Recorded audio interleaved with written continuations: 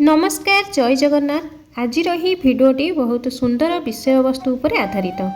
आपणकर फायदा यही भिडियोटी को थरे मात्र शेष पर्यंत आपण को मोर अनुरोध ये भिडियोटी को निश्चय देखंतु। आज यही भिडियो रे आपण माने जानिबा को पाइबे काहीकि पालन करा जाए अग्नि उत्सव पूर्णिमा। अग्निरो बाहरी थिबा पनीपरिबा खाइले कौन हुए, तेबे आसंतु जानिबा ए खास उत्सव पालन पछर महत्व विषय रे।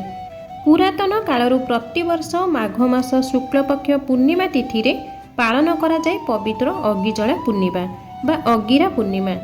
अनेक स्थान रे एहाकू अग्नि उत्सव पूर्णिमा मध्य कहा जाए। विभिन्न स्थान एवं लोकमत रे एही पर्वर भिन्न भिन्न नाम रहिछि। पवित्र अग्नि उत्सव पूर्णिमा भली पुण्यतिथि रे श्रीक्षेत्र धाम पुरी श्री जगन्नाथ को गज उदाहरण बेशरे सज्जित करा जाए। कहीं यही पवित्र दिन में भगवान श्री नारायण विष्णु निज चक्र पेश करी नक्र बा कुंभीर कबलरू गज को उद्धार करथिले बोली मान्यता रही। तेणु लोककथा एवं शास्त्र अनुसार अग्नि उत्सव पूर्णिमा दिन दुख कषण रे जीवन बिताउथुवा व्यक्ति भगवान विष्णुकर एही आख्यान पुण्य कथा तथा श्रवण कले समस्त कष्टरू मुक्ति मिले बोली विश्वास करा जाए। खास करी ग्रामांचल मानकरे एही अग्निजला उत्सव को बहुत धूमधाम रे पालन करा जाए। एही दिन ग्रामवासी माने गाँ मुंडरे बाउंसर अग्रभाग तथा अगिला को आनी मंदिर भली पोती थांती।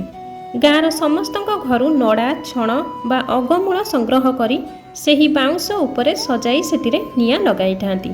एहा परे ग्रामवासी माने सांगरे आनिथिबा आलू बाइगण सारू नड़िया को आदि सेही अग्नि रे प्रक्षेपण करिथांती।